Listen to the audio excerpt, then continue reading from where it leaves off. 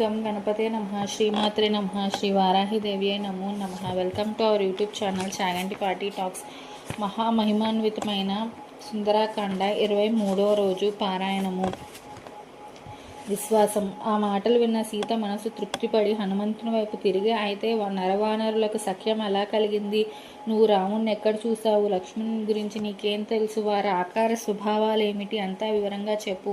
అందులో ఆయన అవయవ నిర్మాణం అంతా కళ్ళకు కట్టేలా వివరంగా చెప్పు అని ప్రశ్నించింది హనుమ. అమ్మ, రామలక్ష్మణుల ఆకార విశేషాలను వివరిస్తాను. రామభద్రుడు పద్మదళ విశాల నయనాలతో సర్వలోక మనోహరంగా ఉంటాడు. ఆయన దయాహృదయుడు, సూర్య సమ తేజస్వి, పృథ్వీకున్నంత ఓర్మి ఉంది, ధీశక్తిలో బృహస్పతి, కీర్తికి ఇంద్రుడు, సర్వభూత రక్షణతో తన పరిజన రక్షణ కూడా చూసుకునేవాడు. ముందు తన జీవన ధర్మాన్ని నిర్వహిస్తూ లోకధర్మ రక్షణ చేస్తాడు.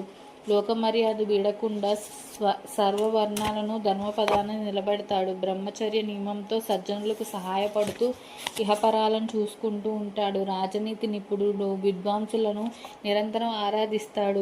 విధేయ సంపన్నుడు, విద్యా సంపన్నుడు, శత్రు సంతాపకుడు, యజుర్వేదం అధ్యయనం చేసేవాడు, ధనుర్వేదం కరతామలకం, భేదవేత్తల పూజల పొందేవాడు. ఇక ఆయన అవయవ విశేషాలు: విపులాంశుడు, దీర్ఘబాహుడు, శంఖకంఠుడు, అరుణనయనుడు. ఆయన కంఠం దుందుబి స్వరంతో ఉంటుంది. శరీరం అంతా తీర్చిదిద్దినట్లు హెచ్చుతగ్గులు లేకుండా ఉంటుంది. ఉరస్థలం, మణికట్టు, పిడికిలి చాలా దృఢంగా ఉంటాయి. ఆయన నడక, నాభి, మాట బహుగంభీరాలు. సింహ శార్దూల గజ వృషభగమనుడు.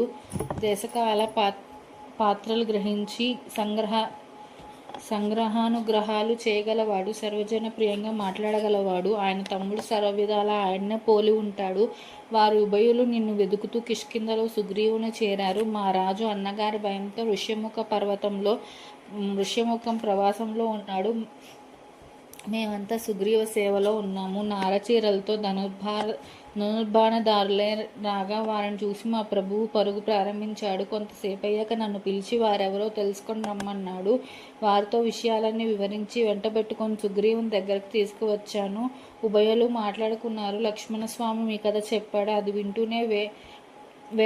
వింటున్న వేళ మా సుగ్రీవుడు విషాద భరితుడయ్యాడు.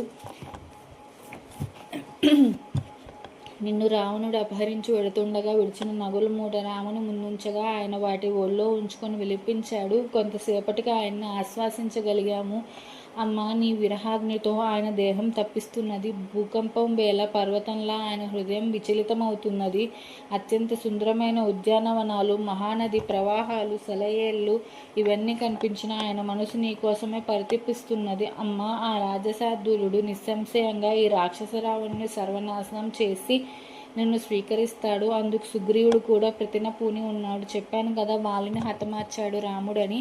అనంతరం వానరులందరూ అన్ని దిశలకు నిన్ను అన్వేషించడానికి బయలుదేరారు. అందులో నేను లంకకు వచ్చి ఇక్కడ నిన్ను చూడగలిగాను. మా బలాధిపతి వాలిసుతుడు అంగదుడు, ఆయన నాయకత్వంలో మేము వింధ్యా పర్వతం మీద ఎన్ని రోజులు గడిపాము. అప్పటికే సుగ్రీవుడు పెట్టిన గడువు దాటిపోయింది. తిరిగి పెడితే ఆయన మా ప్రాణాలు తీసివేయడం తథ్యమని మేము ప్రాణత్యాగం చేయడానికి కొండ శిఖరం చేరాము. అంగదుడు తీవ్రంగా రోధిస్తున్నాడు. అప్పుడు అక్కడకు ఒక భయంకరమైన పెద్ద పక్షి వచ్చింది. జటాయువు సోదరుడైన సంపాతి ఆ పక్షి. మా మాటల్లో జటాయువు మర్మమార్త విని, ఎవడ్రా నా సోదరుని చంపినవాడని గర్జించాడు. అప్పుడు మేము రావణుని చేతుల్లో జటాయువు మరణించిన వార్త వివరించాము. ఆ పక్షి కొంతసేపు విచారించి నీ వర్తమానం చెప్పాడు. అప్పుడు మాకు ధైర్యం కలిగింది. ఉత్సాహంతో సముద్ర తీరానికి బయలుదేరాం. విశాల సాగరాన్ని దాటటం సాధ్యమా అని వారందరూ శోకసాగరంలో మునిగారు. వారికి ధైర్యం చెప్పి నేను బయలుదేరాను. రాత్రంతా లంకానగరం మూలలో వెదికాను. రావణుని చూశాను, నిన్ను చూడగలిగాను. ఇది ఇంతవరకు జరిగిన కథ. ఇప్పుడు నన్ను విశ్వసించగలవా తల్లి? ధనుర్వేద విధుడైన రాముడు, ఆయన సేవక జీవితాన్ని అంకితం చేసిన లక్ష్మణుడు కుశలంగా ఉన్నారు. వారి దూతగా నేను ఇక్కడికి వచ్చాను. నేను వెళ్ళి మా వానర వీరులకు నీ దర్శన భాగ్యం విషయం చెప్తాను. అంతకంటే నాకు కీర్తికరం మరొకటి లేదు. నా కథలు కూడా చెప్తాను విను. పర్వతాల్లో శ్రేష్ఠుడైన మాల్యవంతం మీద మా తండ్రి కేసరి ఉండేవారు. ఆయన దేవర్షుల ఆజ్ఞానుసారం సముద్ర తీరాన గోకర్ణం వద్ద సంబసాధనుడనే రాక్షసుని కడతేర్చిన మహావీరుడు. ఆ కేసరి భార్యకు వాయువు వలన కలిగిన నన్ను హనుమంతుడు అంటారు. ఇప్పటికి నీకు విశ్వాసం కలగాలి అని చెప్తుంటే సీతాదేవి హృదయం సంతోష తరంగితం అయింది. 23వ రోజు పారాయణం సంపూర్ణం. Please subscribe our channel. జై శ్రీరామ్. Thank you.